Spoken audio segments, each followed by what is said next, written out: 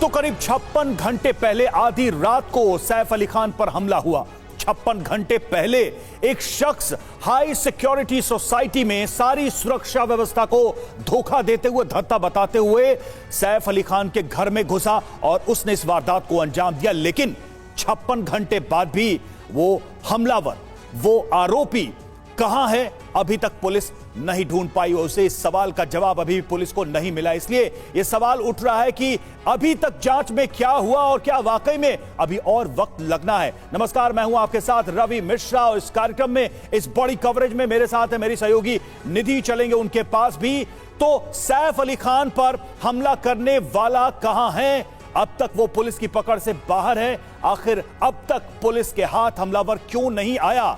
देश की सबसे बड़ी क्राइम स्टोरी पर टीवी 9 की सबसे बड़ी कवरेज जारी है। हमला करने के बाद आरोपी मुंबई में ही मौजूद रहा और हुलिया बदलकर घूमता रहा, लेकिन पुलिस के हाथ अब तक खाली हैं। यही सबसे बड़ी चिंता की बात है। सैफ पर हमले को लेकर हर अपडेट सबसे पहले टीवी 9 आपको दे रहा है। हमले की इन्वेस्टिगेशन को लेकर टीवी 9 के स्टूडियो में एक्सपर्ट्स का एक बड़ा पैनल मौजूद है। मुंबई में कई संवाददाता हर जगह मौजूद हैं। हर अपडेट पर उनकी नजर बनी हुई है। सबसे पहले जो बड़ी खबर है वो क्या है, वो हम आपको बताएंगे और चलेंगे इसके लिए निधि के पास।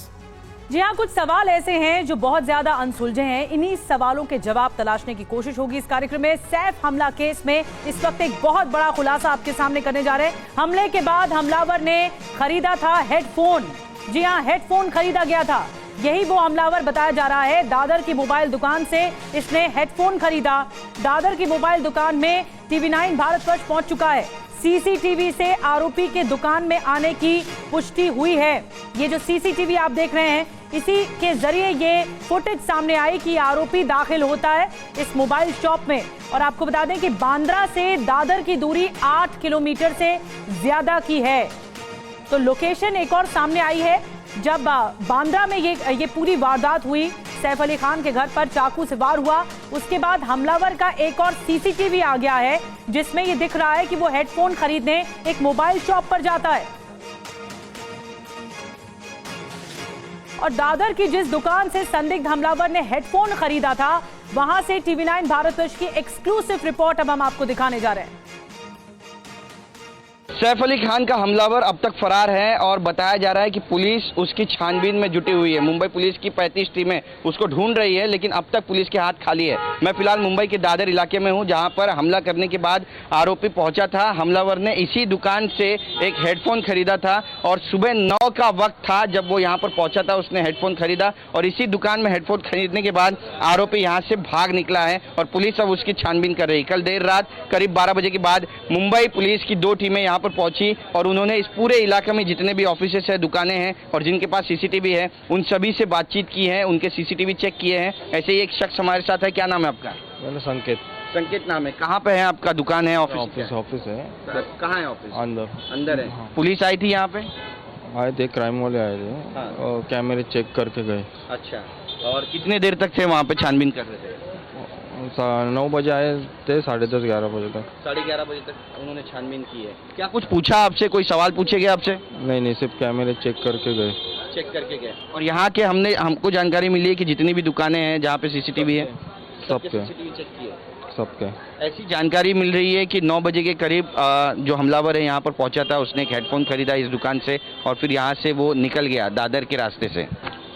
इधर आए थे चेक के, वो बोल रहे थे इधर कैमरे में दिखा। हम एयरफोन लिया और आगे का कैमरे चेक करने निकल गए थे। तो ये जो मामला है, इसके कई बिंदु हैं, कई पहलू हैं और इसको अलग अलग तरीके से समझना होगा।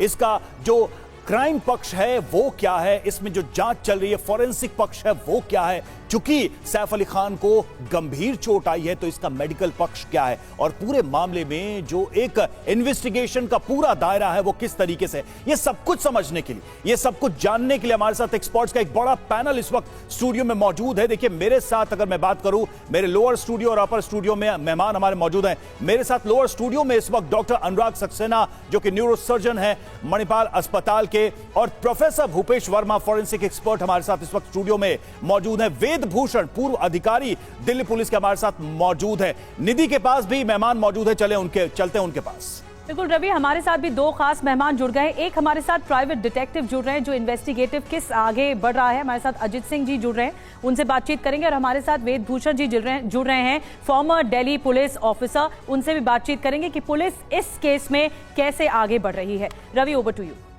बिल्कुल तमाम पहलुओं को समझने की कोशिश करेंगे क्योंकि ये मामला उलझता ही जा रहा है और जैसे जैसे वक्त बीत रहा है ये सवाल बड़े होते जा रहे हैं कि आखिर इतनी बड़ी घटना को एक व्यक्ति भला अंजाम देकर फरार कैसे है, पुलिस की पकड़ से बाहर कैसे है। तो सैफ अली खान पर हमला केस में एक बड़ी खबर, बड़ा अपडेट आपको हम बता रहे हैं। सबसे पहले देखिए, संदिग्ध हमलावर की नई तस्वीर सामने आई है। पीली शर्ट में दिखाई दे रहा है ये हमलावर और हमलावर के कंधे पर बैग नजर आ रहा है। यहां भी हमलावर की दो नई तस्वीरें सामने आई हैं। तो दो नई तस्वीरें, ये देखिए, ये वो तस्वीरें जिसका हम जिक्र कर रहे हैं। पीली शर्ट पहनी है, उसके कंधे पर बैग है और माना जा रहा है कि यह हमलावर की ही तस्वीर है। तो जो तस्वीरें अब तक आई हैं उनके हिसाब से पूछताछ भी जारी है, लोगों को बुलाया भी जा रहा है थाने, लेकिन अभी तक जो सफलता मिलनी थी वो नहीं मिली है कि यह हमलावर पुलिस की पकड़ में नहीं आया है। सवाल यही है कि अब तक हमलावर पुलिस की पकड़ से कैसे दूर है। अब आपको हम बताते हैं, हमलावर की अब तक की 4 तस्वीरें सामने आ चुकी हैं। पहली तस्वीर तब की है जब वो सैफ अली खान के घर में दाखिल हो रहा है, सीढ़ियों से चढ़ रहा है, सीढ़ियों से उतरने वाली तस्वीर है। इसमें नीली टी शर्ट और पैर में जूते दिखाई दे रहे हैं। दूसरी तस्वीर जो आप देख रहे हैं, हमलावर की सैफ के फ्लैट की सीढ़ियों से नीचे उतर रहा है, ये नीली टी शर्ट में है और पैर में जूते नहीं है। तीसरी तस्वीर जो आप देख रहे हैं उसमें नीली हाफ शर्ट है, हुलिया पूरा बदल दिया है और कपड़े बदल लिए गए हैं और चेहरे पर खौफ देखा जा सकता है, लेकिन बैग पीछे टंगा हुआ है। इसके अलावा जो चौथी तस्वीर आप देख रहे हैं वो एक मोबाइल शॉप की है जहां पर ये हेडफोन खरीदने जाता है, पीली शर्ट में दिखाई दे रहा है और बाल इसके बिखरे हुए नजर आ रहे हैं। तो ये 4 तस्वीरें हमलावर की अब तक सामने आई हैं, लेकिन कॉमन बात क्या है, कॉमन मतलब समानता क्या है कि कंधे पर काला बैग टंगा हुआ है, चाहे वो सीढ़ी उतरते हुए हो या सीढ़ी चढ़ते हुए हो या फिर किसी जगह पर हो, नीली हाफ शर्ट में या फिर पीली शर्ट में, बैग जो है वो कंधे पर काला है। ये चारों तस्वीर में देखने को मिल रहा है। और हमारे संवाददाता भी हमारे साथ जुड़े हुए हैं, लगातार उनकी नजर है जब से ये घटना हुई है तब से एक एक अपडेट आप तक पहुंचा रहे हैं। जेपी सिंह संवाददाता मुंबई से हमारे साथ जुड़े हुए हैं और मुंबई के दादर से संवाददाता गिरीश गायकवाड़ हमारे साथ मौजूद, अभिजीत ठाकुर संवाददाता बांद्रा से हमारे साथ जुड़े हुए। लेकिन जेपी का रुख करेंगे सबसे पहले। जेपी, अगर कल से अब तक की बात की जाए तो बड़ा इस पूरे मामले में बड़ी बातें या बड़ी डिस्कवरी क्या हुई है? क्योंकि एक व्यक्ति को पकड़ा गया था, पूछताछ की गई, लेकिन उससे भी कुछ भी हासिल नहीं हुआ। अब ये जो नई तस्वीरें सामने आई हैं ये क्या क्लू दे रही हैं पुलिस को? देखिए, 2 सस्पेक्ट हैं, शाहिद और वारिस, इन दोनों को बांद्रा पुलिस स्टेशन में लाके पूछताछ की गई है। Bandra police station, DCP office, crime branch office सब अगल बगल में है। और अभी मैं जब आपसे बात कर रहा हूं तो यहां पर जो ऑटो ड्राइवर है उसे यहां पर लाया गया है। ऑटो ड्राइवर राणा जो है उसको यहां पर लाया गया है, उसका बयान दर्ज किया जा रहा है। लगातार जो ऑटो ड्राइवर है वो अपने ये बयान देता रहा कि सबसे पहले वो इसी बांद्रा इलाके में खार से वो आया था, सैफ अली खान को उसने वहां से पिक किया था जहां पर सैफ अली खान को चाकू मारी गई थी हमलावर द्वारा, और उसके बाद वो उसे लीलावती अस्पताल ले गया था। तो अब ऑटो ड्राइवर से पहली बार बांद्रा पुलिस पूछताछ कर रही है। बांद्रा पुलिस के जो अधिकारी हैं, क्राइम ब्रांच के अधिकारी हैं, डीसीपी के सुपरविजन में एक टीम बनी है, इन सभी अधिकारियों द्वारा ये ड्राइवर से ऑटो ड्राइवर से पूछताछ की जा रही है कि आखिर उस रात को हुआ क्या था। जो मीडिया में उसने बयान दिए हैं उस बयान को दोबारा वो पुलिस वालों के सामने रखेगा और अपनी बात बताएगा कि कैसे सैफ अली खान के घर के अंदर कितना स्टाफ था। सैफ अली खान की जो पत्नी करीना कपूर खान थी वो उस वक्त घर के अंदर मौजूद थी, लेकिन वो उस ऑटो में क्यों नहीं बैठी? आखिर ऑटो चालक के ऑटो में 3 जो लोग बैठे थे उसमें उनका छोटा बेटा जो जय है वो क्यों बैठा था, कोई बड़ा व्यक्ति क्यों नहीं बैठा था? और इन तमाम चीज़ों को लेकर जो है अब बांद्रा पुलिस ऑटो ड्राइवर से पूछताछ कर रही है। बड़ी बात जेपी सिंह इस वक्त हमें बता रहे हैं कि जो सबूत हैं वो बहुत इंपॉर्टेंट है। सबूत अब तक क्या हुए हैं? अब जो सीसीटीवी फुटेज आए हैं उसके आधार पर पुलिस अब लोकेशन ट्रेस करेगी, लेकिन ये कहां गया होगा हमलावर, क्योंकि 55 घंटे से ज्यादा हो चुके हैं। वेद भूषण जी हमारे साथ मौजूद हैं जो कि फॉर्मर दिल्ली पुलिस ऑफिसर रहे हैं और उन्होंने इस तरह के इन्वेस्टिगेशन केसेस को देखा है। स्टूडियो में हमारे साथ मौजूद हैं वेद भूषण जी। सर, मैं चाहूंगी आप यहाँ आए, थोड़ा ये डिटेल में समझाने की कोशिश करें। इस तरह के जो केसेस होते हैं वो बहुत कॉम्प्लिकेटेड होते हैं और ये मैं आपको दूंगी, इसमें आप ये ड्रॉ करके बताइए कि इस वक्त सबूत क्या क्या है और कैसे पुलिस लोकेशन को ट्रेस कर पाएगी, कैसे होगा ये मुमकिन? देखिए निधि, 140 करोड़ की आबादी है हिंदुस्तान की। हाँ। उसमें से आपको एक हाई प्रोफाइल केस का एक आदमी ढूंढना है। हाँ। ना तो जिनको इंजर्ड हुए हैं सैफ अली खान, वो आम आदमी है, और ना ही मारने वाला आम आदमी है। बहुत बड़ा एक कॉन्स्पिरेसी का एंगल है। सबसे पहले जब भी कोई इस तरह की चीज होती है, पहले होती है प्लानिंग, कि भाई कैसे इसको प्लान किया जाए। प्लानिंग में आपने देखा कि उसने पहले रेकी की है यहाँ की आके। रेकी का मतलब है उस घर की निशानदेही की है जहां पर उसको एग्जीक्यूशन करना है। उसके बाद में उसने अपने पैरों में नंगा ऊपर चढ़ाया जिससे कि आवाज ना हो, पैरों से नंगा, लौटते में जूते के साथ, लौटते में जूते पहने हुए हैं, ये इंपॉर्टेंट है, जूते पहने हुए हैं, गमछे से कवर्ड है, गमछे से फेस को छिपाया गया है, फेस पहले जाते वक्त, लेकिन आते वक्त फेस आते वक्त करा गया है। हाँ। उसके बाद में आप देखें, उसके बाद आता है एग्जीक्यूशन। प्लानिंग कर ली उसने कि मुझे घर में कैसे एंट्री करनी है, रेकी करनी है, दरवाजे फायर वाले एग्जिट से जाना है, फायर एग्जिट से गया है वो। हाँ, फायर एग्जिट से, फायर एग्जिट जहाँ कोई नहीं होता है, जहाँ कोई नॉर्मल कोर्स में कोई नहीं होता। ठीक।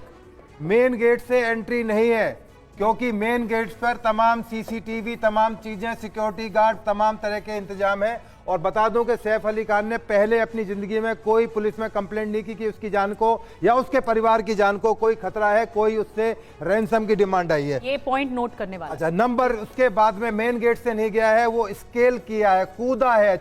उसने एक गेट है बैक सोसाइटी के, बहुत बड़ा गेट है, वहां से वो स्केल करके गया है, कूद करके गया है। इसका मतलब उसको पता है कि कहां से जाना है और कहां से नहीं जाना है। ये पूरा लोकेशन उसको पता था, बिल्डिंग पता था। हाँ। उसके बाद में वो दबे पाम से, चोर के कहते हैं दबे पाम से जाता है। हाँ। चोर बड़े आराम आराम से, कोई देख ना ले। हाँ। जिस तरह वो जा रहा है और लौटते में आपने देखा वो सीसीटीवी की तरफ देख रहा है। अब आती है कि वो उसकी वहां पर एक फ्रेंडली एंट्री है, उसने कोई बेल नहीं बजाई, कोई हंगामा नहीं, कुछ नहीं। अब अंदाज लगाया जा रहा है कि वो मेन एंट्री से गया, किचन के रास्ते जो डक होती है वहां से उसने एंट्री ली, लटक के गया, वहां से किचन के रास्ते से उसने एंट्री ली। आया कैसे? हाँ, आया कैसे अंदर? अब सबसे जो इन्वेस्टिगेशन का पॉइंट आता है, उसमें जो इन्वेस्टिगेशन की चीजें होती हैं, सबसे इंपॉर्टेंट इस टाइम आप टीवी पर दिखा रहे हैं, आपके जो दादर में दिखाया जा रहा है वहां पर सबसे इंपॉर्टेंट एक हमारे पास मॉडर्न, जिसको आज की डेट में जो नया कानून आया है, डिजिटल चीजों को मानता है, सबूत मानता है। डिजिटल में यदि उसका फेस आ गया है तो ये माना जाएगा कि उसकी प्रेजेंस उस दिन 56 मिनट वहां पर थी। 56 मिनट वो ऊपर क्या करता रहा, किससे मिलता रहा, ये बड़ा इंपॉर्टेंट पॉइंट है। सीसीटीवी के बाद आते हैं जो इन्वेस्टिगेशन का पॉइंट है, वो है कॉल डिटेल्स, जांच। कॉल इन्वेस्टिगेशन पुलिस कर रही है और उसमें कॉल डिटेल्स में क्या निकल कर आ रहा है। कॉल डिटेल्स किस तरह निकलती है, एक डाटा इकट्ठा किया जाता है। तो कॉल डिटेल्स किसकी? मेड की, वहां पे जो कर्मचारी है उनकी भी, वो भी डाउट में है। आपने देखा कि आज करीना का कल उसका स्टेटमेंट रिकॉर्ड किया, सैफ अली खान का रिकॉर्ड किया, बेड्स का किया। अब तक 30 पर्सन्स के इंट्रोगेशन हो चुके हैं, इंटेरोगेशन 30%। उसमें उनके इनमेट्स भी हैं, घर के इनमेट्स भी हैं, और इनके सब कॉल डिटेल्स निकले। उनके बाद सिक्योरिटी गार्ड्स हैं, लोकल इंक्वायरी है, वहां पर लोकल इंक्वायरी पुलिस कर रही है कि कौन कौन लोग इसमें हो सकते हैं। ऑटो वाले का अभी आप दिखा रहे थे कि ऑटो वाला किस तरह। मैं वेदभूषण जी आपको रोक रही हूँ, ये बहुत इंटरेस्टिंग बता रहे हैं वेदभूषण जी की पुलिस इन्वेस्टिगेट कैसे करती है, लेकिन बड़ी खबर आ रही है, चलते हैं सीधे रवि के पास। बिल्कुल, हम समझने की कोशिश करेंगे आगे भी कि आखिर ये जो पूरी जांच है वो कैसे आगे बढ़ रही है। लेकिन आपको बता दें कि इस वक्त एक बड़ी खबर और आ रही है, बड़ा अपडेट इस पूरे मामले से जुड़ा हुआ। मुंबई पुलिस की ऑटो ड्राइवर से पूछताछ। जी हां, सैफ अली खान को सही सलामत अस्पताल तक पहुंचाने वाले ऑटो ड्राइवर भजन सिंह राणा को बांद्रा पुलिस स्टेशन में पूछताछ के लिए बुलाया गया है। जी हां, उनसे पूछताछ की जा रही है। और हमले के बाद अस्पताल लेकर गए थे भजन सिंह, और भजन सिंह राणा पिछले आधे घंटे से बांद्रा पुलिस स्टेशन में थे और उनसे वहां पूछताछ चल रही है, उनसे जानकारी जुटाई जा रही है, क्योंकि सही सलामत उनको अस्पताल इन्होंने ही, यानी कि ऑटो ड्राइवर भजन सिंह ने पहुंचाया था। तो लगातार पूछताछ के लिए हर व्यक्ति से पुलिस बातचीत कर रही है। और देखिए, ऑटो ड्राइवर जिन्होंने सैफ अली खान को सुरक्षित पहुंचाया, उनसे पुलिस पूछताछ कर रही है। और देखिए, TV9 ने उनसे एक्सक्लूसिव बातचीत की, यानी ऑटो ड्राइवर भजन सिंह राणा से। क्या कहा उन्होंने, आइए सुनते हैं। सतगुरु करके एक बिल्डिंग है, वहाँ से आवाज आता है, रिक्शा एक आंटी भाग के आती है, रिक्शा। हाँ, तो मैं घुमा के बोला कि किसी को घाव लगा है, तो मैं बैठ के बोला गेट पे गाड़ी लगाओ। तो मैं ऐसा घूम के गाड़ी लगाता हूँ, जैसे 2-4 लोग गेट से निकलते हैं, मुझे पता नहीं है सैफ अली खान है।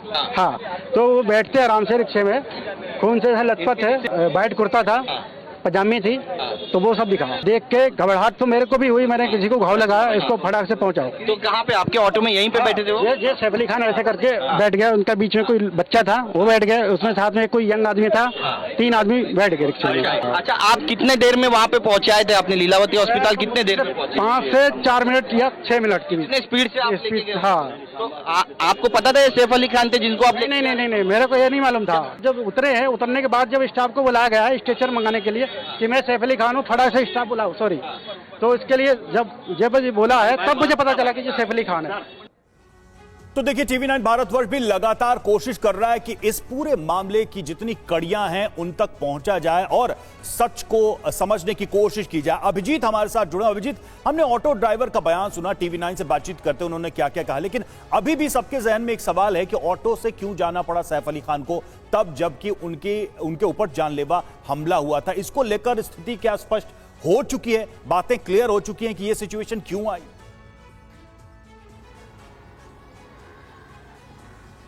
जिसके बारे में भी तमाम तरह की जानकारियां निकलकर सामने आ रही है। सबसे बड़ा सवाल यही था कि आखिरकार घायल अवस्था में होने के बाद उनके पास फ्लीट ऑफ कार्स हैं, जो कि वहां पर पार्किंग स्पेस भी अवेलेबल है, उसमें लगी रहती हैं, ड्राइवर्स हैं, तमाम स्टाफ है, 10-12 स्टाफ तो लगातार उनके आवास के आसपास उनके लिए उपलब्ध रहते हैं। तो फिर वो ऑटो से क्यों गए? तो इसके बारे में एक जानकारी ये सामने आई कि उस टाइम पर कोई ऐसा शख्स उपलब्ध नहीं था जो कि उस गाड़ी को ड्राइव कर सके। चूंकि सैफ अली खान खुद निकल रहे थे, उनके साथ जो स्टाफ थे वो कार को ड्राइव करने में सक्षम नहीं था और सैफ अली खान खुद उस अवस्था में नहीं थे कि उस गाड़ी को वो ड्राइव कर सके। इससे पहले एक और बात सामने आई थी कि क्या उनके जो बेटे हैं, बड़े बेटे इब्राहिम, वो उनके साथ थे, लेकिन बाद में ये इस बात का खंडन हुआ कि नहीं, इब्राहिम उस वक्त उनके साथ नहीं थे। जब वो अस्पताल पहुंचे तो उनके साथ जो मेल शख्स जो बताया जा रहा है कि युवक था, वो उनका स्टाफ था और दूसरा जो उनका बेटा तैमूर था। तो उस टाइम पे 3 जो लोग उनके साथ थे वो उनमें से कोई भी गाड़ी ड्राइव करने में सक्षम नहीं था। शायद इस वजह से उनको ऑटो का सहारा लेना पड़ा। तो इसके बारे में भी तमाम तरह की जानकारियां मिल रही हैं कि जिस वक्त वो घायल अवस्था में बाहर निकले थे तो गाड़ी से निकलना संभव नहीं था और पार्किंग से शायद गाड़ी बाहर निकालने तक में समय ज़्यादा लग जाता। तो सीधे अपार्टमेंट में नीचे आने के बाद वो सबसे पहले गेट की तरफ बढ़े और उनकी जो एक फीमेल स्टाफ थी वो ऑटो लेने के लिए रोड पर निकले। तो ये शायद जब लिफ्ट से नीचे आ रहे थे तभी ये तय हो गया था कि जल्दी से जल्दी अस्पताल पहुँचना है और जल्दी अस्पताल पहुँचने के लिए लिफ्ट से सीधे गेट की तरफ। और तभी तक ये निर्णय हो चुका था कि ऑटो या फिर जो भी टैक्सी या कोई सवारी मिले उससे सबसे पहले अस्पताल पहुंचा जाए। तो ये सब तमाम चीजें जो है इसके बारे में सामने आ रही है, जो सोर्सेज से हमें जानकारी मिल पा रही है कि शायद जो इलेक्ट्रिक कार थी जिसको चलाने के लिए वहां पर कोई भी जो स्टाफ में मेंबर्स थे जो अवेलेबल थे वो उनको चलाने में सक्षम नहीं थे और इस वजह से उन्हें ऑटो का सहारा लेना पड़ा अस्पताल जाने के लिए। जी, स्टूडियो में हमारे साथ भूपेश शर्मा जो कि फॉरेंसिक एक्सपर्ट हैं वो मौजूद है। भूपेश जी, अब शुरुआत में लगा कि इस केस को सुलझाने और इस हमलावर तक पहुंचने में उतनी दिक्कत नहीं होगी क्योंकि इतना ओपनली इसने ये अटेम्प्ट किया और सीसीटीवी कैमरे में उसकी तस्वीर आई, लेकिन अब ये थोड़ा सा मामला उलझता दिख रहा है क्योंकि 56 घंटे से ज्यादा का वक्त हो चुका है। अगर हम टेक्निकल लेवल पे या फॉरेंसिक लेवल पे बात करें, वो कौन सी कड़ियां हैं जहां पे अभी भी चीजों को कंफर्म होना या चीजों को खंगालना जरूरी लग रहा है आपको, जिसकी वजह से सारी स्टोरी को जोड़कर उस हमलावर को पिन पॉइंट किया जा सके? देखिए सर, मैं ये कहना चाहूँगा कि अगर फॉरेंसिक दृष्टि से हम इसमें देखा तो सबसे बड़ा जो लूप होल यहाँ पे सिक्योरिटी का दिखाई देता है, एक तो 12 मंजिला इमारत है जिसमें से 4 फ्लोर जो है सैफ अली खान के हैं और उन 4 फ्लोरों पे भी वो इंसान इतनी आसानी से निकल जाता है, गुजर जाता है और रात के 2:30 बजे। तो पहली चीज़ तो ये है कि वो कोई नोन पर्सन ही हो सकता है जो पहले से किसी भी फ्लोर पर किसी और व्यक्ति के यहाँ जो भी लोग उस बिल्डिंग में रहते हैं वहाँ पर वो रहा हो या वहाँ उसने अपना जो हम कहते हैं जो शेल्टर लिया हो और उसके बाद वो ऊपर पहुँचा। अब सबसे बड़ी बात आप देखेंगे जो सीसीटीवी फुटेज आ रही है उस फुटेज में उसके पास एक बैग लगा हुआ है। तो यूजुअली क्राइम जो बर्गलर्स होते हैं या जो रॉबर्स होते हैं वो इस तरीके के उस बैग में टूल्स रखते हैं जिससे वो कहीं तोड़ा ताड़ी कर सकें। तो उन टूल मार्क की भी जांच कहीं ना कहीं होनी चाहिए। और मुझे जो पूरा जो ये मुद्दा लगता है ये बर्गलरी से ज़्यादा कुछ और मोटिव इसके पीछे हो सकता है, क्योंकि उसके पास एक हथियार था, उसने 6 से 7 बार जो सैफ अली खान पर वार किया। ठीक। तो ये 6 से 7 बार वार करना अपने आप में ये बताता है कि अगर बर्गलर होता, खाली वो बर्गलर होता और वो चोरी के हिसाब से आया होता तो वो एक बार वार करके या मुठभेड़ करके वो वहां से भाग जाता। पर उसने पूरा ये निश्चित करना चाहा कि सैफ अली खान को पूरा जान माल का वहां पे खतरा हो। ये जानलेवा हमला हुआ भी है और बहुत बुरी तरीके से घायल हुए हैं। और जो रिपोर्ट्स आई हैं उनकी मेडिकल रिपोर्ट्स, उसमें ऐसा लग रहा है कि बाल बाल बचे। ज्यादा प्रकाश इस पर डालेंगे अनुराग सक्सेना जी। डॉक्टर अनुराग, ये जो इंजरी हुई है, जो अटैक हुआ है, वाकई में हम ये माने कि जीवन को खतरा था, सैफ अली खान को बाल बाल बचे हैं, क्योंकि जो हमला हुआ है वो उनकी जान लेने के मकसद से हुआ है? आप ऐसा कह सकते हैं क्या अभी तक की जो मेडिकल रिपोर्ट आई उनकी, उसके आधार पर? देखिए, जो पूरा सीन हुआ है उसमें मेडिकल के हिसाब से अगर देखें तो 3 मुख्य भागों में इसको बांटा जा सकता है। एक तो इंजरी, जब असॉल्ट हुआ उस समय पे जो इंजरी हुई है उनको बताया गया एक नेक पे इंजरी हुई है, जो सबसे सीरियस इंजरी हुई है वो स्पाइन के लेवल पे हुई है, बाकी अदर वुंड्स भी हैं। तो नेक की इंजरी अगर डीप होती तो ऑब्वियसली लाइफ थ्रेटनिंग हो सकती थी। बहुत वाइटल स्ट्रक्चर्स होते हैं यहाँ पे, आर्टरीज होती हैं, आपकी स्पाइनल कॉर्ड भी होती है। जो दूसरी इंजरी हुई है उनको वो हुई है स्पाइन पे, जो सबसे सीरियस इंजरी है, वो काफ़ी डीप भी है। ऐसा पाया गया है कि अराउंड 2.5 इंच का जो चाकू का हिस्सा है वो अंदर रह गया ड्यूरिंग इंजरी, और वो अगर थोड़ा भी और अंदर जाता तो स्पाइनल कॉर्ड को डैमेज कर। बताया गया कि 2 mm अगर वो और आगे गया होता तो स्पाइनल कॉर्ड को डैमेज। जी बिल्कुल। So it has just reach the spinal cord और वहाँ जाके वो रुक गया, लेकिन उसने स्पाइनल कॉर्ड की जो मेम्ब्रेन होती है, जो जिसको हम ड्यूरा मैटर कहते हैं मेडिकल टर्म में, उसको इंजर कर दिया। उसके कारण से जो स्पाइनल फ्लूइड होता है जिसमें स्पाइनल कॉर्ड रहती है, उसका लीकेज चालू हुआ जब डॉक्टर्स ने उसको निकालना की कोशिश करी होगी। उसको रिपेयर कर दिया गया, लेकिन आप ये सोचिए कि अगर ये 2 मिलीमीटर और या थोड़ा सा और अंदर होता और स्पाइनल कॉर्ड डैमेज हो जाती तो तुरंत ही पेशेंट को या इंजरी विक्टिम को तुरंत पैरालिसिस हो सकता है। सो ऐसे में it was a very critical injury and he has been very lucky कि ये कुछ मिलीमीटर से स्पाइनल कॉर्ड को डैमेज करने से रुक गया। दूसरा पहलू है, जब ये ट्रांसपोर्ट था कि ये ऑटो में बैठे हैं, उस समय पे भी क्योंकि रिटेन फ्रैगमेंट था, अंदर था, अगर थोड़ा बहुत भी दचका लगता या कुछ और ऐसी कोई इंजरी होती तो ये अंदर और डीप में पेनिट्रेट कर सकता था। उस समय पे भी he has been very lucky कि ये अंदर डीप में पेनिट्रेशन नहीं हुआ और स्पाइनल कॉर्ड उनकी बची रही। फिर तीसरा पार्ट है मेडिकल का, तो once he has reached to hospital he reached at a very safe space. So उसके बाद में फिर उनका ट्रीटमेंट चालू हुआ। तो आप ये मानते हैं कि इस पूरे मैटर में ये जो हमला हुआ है, सैफ अली खान के जान को खतरा इसमें था और वो बहुत ही अपने आप में सीरियस कंडीशन में वो पहुंचे भी थे। एडवोकेट विकास गुप्ता, अब सवाल आता है कि इसका कानूनी पहलू क्या है, पक्ष क्या है? ये जो मामला है, एक सैफ अली खान जैसी सेलिब्रिटी, फिर घर में घुसना, कई तरह के केसेस इसमें, आप इसको कानूनी तौर पे कैसे बताएंगे कि किस तरह के मामले बनेंगे इस हमलावर के खिलाफ, और जो लोग इस कॉन्स्पिरेसी में शामिल हुए, जैसा कि ये कहा जा रहा है कि ये इन हाउस भी कुछ लोग मिले हो सकते हैं तभी ये इतनी आसानी से गया और निकल गया, तो इसका कानूनी पक्ष और किस तरह के अपराध इसमें बनेंगे? देखिए रवि, बड़ी इंपॉर्टेंट बात है कि अटेम्प्ट टू मर्डर का केस है, ग्रीवियस हर्ट है, लेकिन सबसे महत्वपूर्ण बात ये निकल कर के आ रही है, मैं आपके शो पे कल भी शाम को भी था, कि एक बहुत फ्रेंडली एंट्री हुई है और पुलिस ने या घर के किसी भी सदस्य ने ये अभी तक वक्तव्य या जानकारी नहीं मिली है किसी भी चैनल पे कि क्या मेन डोर से फ्रेंडली एंट्री हुई है या किचन, या जिस तरह से आप अभी संदेह बता रहे थे कि कहीं डक्ट से है या किचन से है, तो ये वक्तव्य ना, मैं मान सकता हूं कि पुलिस अभी अपनी इन्वेस्टिगेशन की दौर पे है, उनको प्रेस ब्रीफिंग नहीं कर रहे हैं वो कि ये एंट्री कहाँ से हुई है, लेकिन बड़ी लैप्सेस हुए हैं, ये निस्संदेह बात है। मेन गेट, इतनी महंगी बिल्डिंग बांद्रा में और वीवीआईपी जहाँ रहते हैं, मेन गेट से लेकर के फ्लैट तक बायोमेट्रिक सिस्टम रहता है बॉम्बे की बिल्डिंग्स में। ऐसा नहीं है कि एक पोल उठाया और मेन गेट से एंट्री हो गई। तो वहाँ के गार्ड्स का क्या रवैया रहा। और एक और बड़ी महत्वपूर्ण बात निकल कर के रवि ये आ रही है कि जिस संदिग्ध की फोटो आप दिखा रहे हैं, क्या यही संदिग्ध उस अपार्टमेंट में गया था? क्या उसी ने सैफ अली खान पे वार किया है? क्योंकि इसका स्पष्टीकरण ना तो पुलिस ने किया है, ना ही घर के किसी सदस्य ने किया है, क्योंकि उस वक्त अगर 12-13 होम स्टाफ सैफ अली खान के थे तो ये भी बहुत बड़ा प्रश्न चिन्ह निकल उठ कर के आ रहा है कि उन्होंने रेजिस्ट क्यों नहीं किया। उनके बाकी किसी भी स्टाफ ने मान भी लिया जाए कि उसमें सारी महिलाएं सपोर्ट स्टाफ थीं, तो भी 12-13 सपोर्ट स्टाफ उस घर के अंदर हैं और एक जिस फिजिक का ये लड़का दिखाया जा रहा है, मुझे ऐसा भी हो सकता है कि ये कोई एक टूल हो, ये नाबालिग हो, जुवेनाइल हो और इसके पीछे कोई और मैसेज आने की स्पष्टीकरण हो रहा है कि you are within our reach.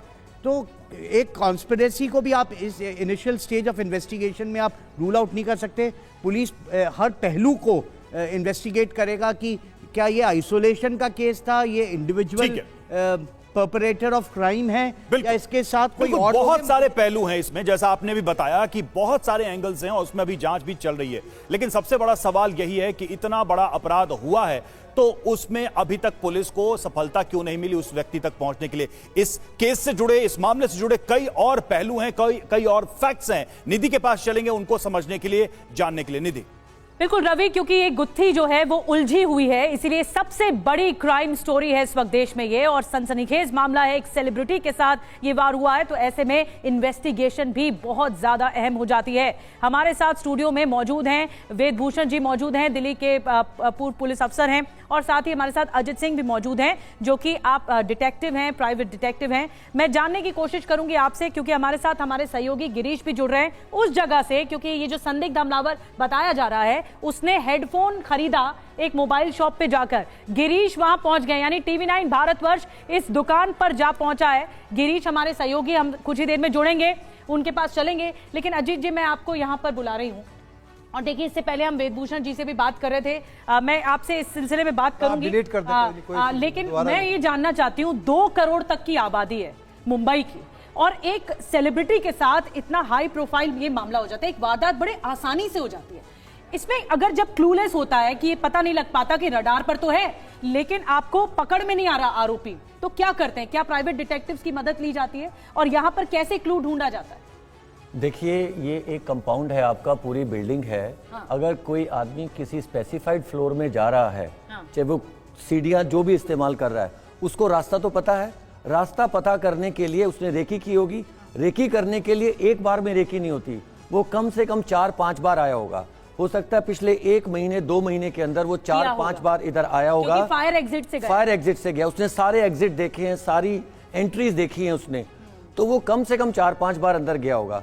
तो ये पूरे के पूरे जितना भी पूरा जिसका जो सपोर्ट स्टाफ है पूरी बिल्डिंग का, जितने भी लोग उसके अंदर हैं, ये उन सब से एक इन्वेस्टिगेशन होनी चाहिए, एक मालूमात करना चाहिए उनसे कि इस फोटो को किस किस ने देखा है। जरूरी नहीं कि इन्हीं के स्टाफ से, पूरी बिल्डिंग पे जितने भी सपोर्ट स्टाफ है, जितने नौकर हैं, ड्राइवर हैं, उन्होंने जरूर इसको पिछले 1 महीने के अंदर जरूर देखा होगा।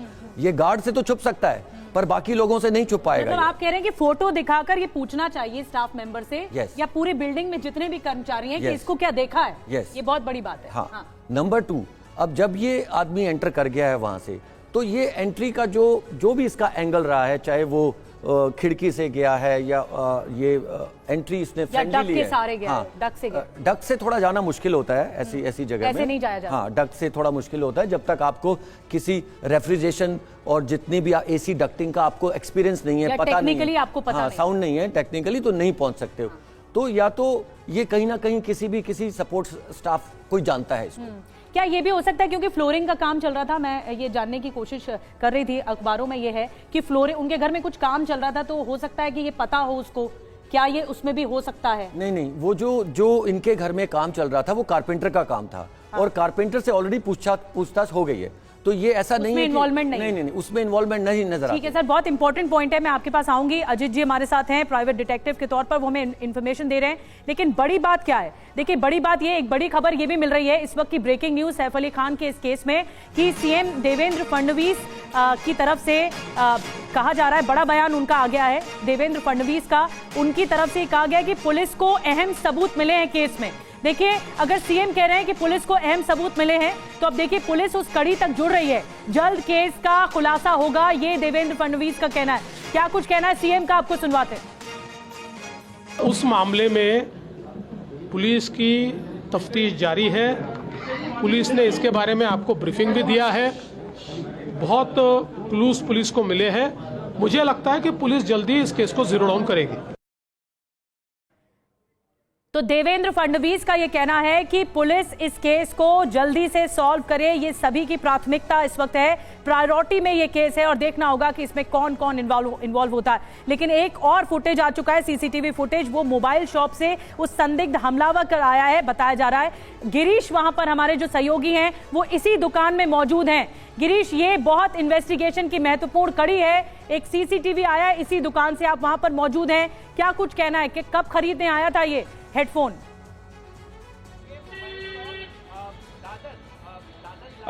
देखिए निधि, जिस वक्त हमला हुआ था बिल्कुल उसके 9 बजे के करीब, सुबह 9 बजे के करीब ये हमलावर मुंबई के दादर इलाके में पहुंचा और दादर इलाके में जहां पे लक्ष्मी रेस्टोरेंट है उसके बिल्कुल बगल में इकरा मोबाइल एक्सेसरीज का शॉप है। अब देखिए दुकान भी बंद कर दी गई है क्योंकि मीडिया का जमावड़ा काफी ज्यादा यहाँ पर हो गया था, तो मालिक ने दुकान यहाँ पे बंद कर दी। लेकिन इसी जगह पे मैं आपको बिल्कुल उस जगह पे ले जाऊंगा जहां पे ये पूरा वाकया हुआ है और सीसीटीवी सामने आया है। तो इसी जगह पे ये आरोपी जो हमलावर है वो यहाँ पे खड़ा था। हमने देखा कि नीली शर्ट उसने पहनी थी, उसके कंधे पर एक बैग थी, एक सैक था जिसमें कई सारे औजार रखे होने की भी बातें पुलिस की ओर से बताई जा रही है, सूत्रों के हवाले से पता चल रही है। और यहाँ पे उनका स्टॉल लगा था, यहाँ पे हेडफोन्स रखे थे, यहीं से उसने हेडफोन खरीदा। 50 रुपए का महज उसने एक हेडफोन मांगा, दुकान वाले ने उसको 50 रुपए का हेडफोन दिया। 50 रुपए देने के बाद 50 रुपए के हेडफोन के बदले में उसने 100 रुपए दुकान वाले को टिकाया और दुकान वाले ने फिर से उसे 50 रुपए रिटर्न दिए। और इसके बाद दादर स्टेशन की तरफ, मैं अपने कैमरामैन सिद्धेश से भी कहूंगा कि दादर स्टेशन दिखाया, बिल्कुल बगल में दादर स्टेशन है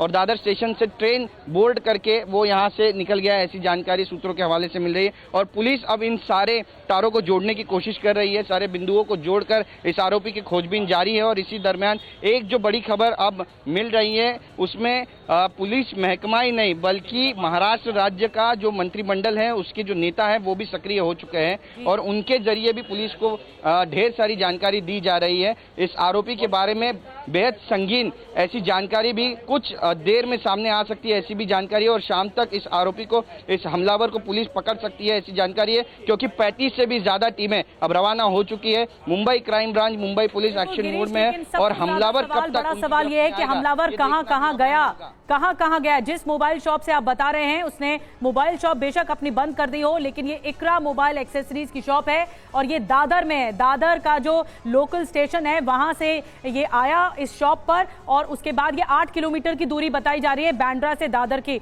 कुछ और डिटेल्स में जो क्रोनोलॉजी मिल रही है इस पूरे केस की वो आपको समझाने की कोशिश करते हैं कि अब तक हुआ क्या। ये पूरी टाइमलाइन देखिए, समझिए, क्योंकि बहुत सनसनीखेज मामला है और अब तक का आरोपी फरार है। सदगुरु शरण अपार्टमेंट में रहते हैं सैफ अली खान और उनका परिवार और 12वीं मंजिल में ये उनका जो फ्लैट है वो 12वीं मंजिल में है। 11वीं और 12वीं मंजिल में उनका फ्लैट है। 11वीं में बच्चे रहते हैं, जो जानकारी है मंजिल पर सैफ का फ्लैट है, 11वीं फ्लोर पे भी है और 12वीं मंजिल पर भी है। अब देखिए कड़ी सुरक्षा व्यवस्था है उनके फ्लैट के इर्द गिर्द, उनकी बिल्डिंग के इर्द गिर्द। ये पूरी क्रोनोलॉजी क्या है हम आपको समझा रहे हैं। मेन गेट पर जांच चल रही है कि मेन गेट के रास्ते में जितने भी सिक्योरिटी गार्ड्स हैं आते जाते, जो जितनी भी मेड्स आती जाती हैं, क्योंकि 12 फ्लोर्स हैं, विजिटर पुष्टि के बाद एंट्री की जा रही है कि विजिटर्स में कौन किस किस की एंट्री है, ये भी जानकारी ली जा रही है, पूछताछ हो रही है। बायोमेट्रिक एक्सेस जरूरी है, ये बहुत इंपॉर्टेंट है। अगर ये जरूरी है तो आरोपी कैसे अंदर आ सकता है। फ्लैट में एंट्री के लिए बायोमेट्रिक यानी अंगूठा लगाकर या फिर जिस तरह से डिजिटल प्रेजेंस होती है उसको किया जाता है। लिफ्ट का इस्तेमाल होता है, ये भी बिल्डिंग में, सदगुरु बिल्डिंग में होता है। अब देखिए तारीख हुई 16 जनवरी 2025, जो लोकेशन हुआ सदगुरु शरण अपार्टमेंट में बांद्रा में, जहां पर रहते हैं सैफ अली खान। और जो वारदात हुई, सैफ पर उनके फ्लैट में घुसकर हमला हुआ और उन पर स्टैब हुआ, उन पर चाकू से वार हुआ। उसके बाद उसे अस्पताल वो गए, वो खुद ऑटो से अस्पताल गए, ये भी कई सवाल खड़े करता है। कुछ और डिटेल में जानकारी मिल रही है, चलते रवि के पास। बिल्कुल, तो हमने आपको क्रोनोलॉजी दिखाई पूरी कि किस तरीके से ये घटना होती है और अब तक क्या क्या हुआ। सबसे बड़ी बात इसमें है, इस पूरे मामले में, कि सैफ अली खान सुरक्षित हैं। ये एक कह सकते हैं कि राहत की बात है, क्योंकि जो हमला हुआ था, जैसा हमारे एक्सपर्ट्स ने भी बताया, डॉक्टर्स ने भी बताया कि ये हमला उनके लिए प्राण घातक था, उनके लिए जानलेवा था और इसी वजह से ये बार बार बात कही जा रही है। एक बार मैं फिर से भूपेश शर्मा के पास जाऊंगा। भूपेश जी, अब हम इस मामले में लगभग ऐसा लग रहा है कि उसको कंक्लूड करने की तरफ बढ़ रहे हैं, क्योंकि पुलिस ने जो जो साक्ष्य जुटा लिए हैं, जो जो पूछताछ की है, वो कहानी को जोड़ती नजर आ रही है। लेकिन मैं आपसे ये समझना चाहूंगा कि जो सिक्योरिटी को लेकर आपने भी जो क्वेश्चन रेज किए कि ऐसे मामले में, इस तरह के सिक्योरिटी लैप्सेस में पुलिस के पास क्या ऑप्शन रहता है? किसी भी सोसाइटी में जो सिक्योरिटी अपैरेटस है उसमें पुलिस कैसे इंटरवीन कर सकती है? क्योंकि ज्यादातर तो ये सब कुछ प्राइवेट सिक्योरिटी के ही हाथ में होता है। क्या वाकई में पुलिस को कहीं कोई अधिकार है कि ऐसी सोसाइटीज की सिक्योरिटी, खासकर जब हाई प्रोफाइल लोग रह रहे हो, उनको वो इंश्योर करे? ये देखिए, बिल्कुल से रवि जी, इसमें सबसे ज़्यादा जो महत्वपूर्ण बात है वो है point of entry and exit. अब यहाँ पे जैसा कि निधि जी ने बताया कि इतने जो बायोमेट्रिक्स हैं और सिक्योरिटी गार्ड्स वगैरह हैं, तो मुझे जो अब लग रहा है, मुझे लग रहा है कि उसने कहीं ना कहीं टेरेस के थ्रू एंट्रेंस ली है। वो पहले से किसी और बिल्डिंग में, दूसरी आसपास की किसी बिल्डिंग में रहा होगा, उसने टेरेस से एंट्रेंस ली है और वहाँ से वो दाखिल होकर सीढ़ियों से नीचे वापस गया है। पर यहाँ पर जो उससे भी ज़्यादा महत्वपूर्ण बात है, वो इतना कूल माइंडेड कैसे हो सकता है कि वो इतना सब कुछ वारदात करने के बाद। ये जो बात आप कह रहे हैं वो ये बता रहा है, ये चीज एस्टैब्लिश करती नजर आ रही कि बड़ा ही शातिर व्यक्ति होगा वो, बहुत प्लान तरीके से आया, उसको पता था कि कहां जा रहा है, क्या करना है।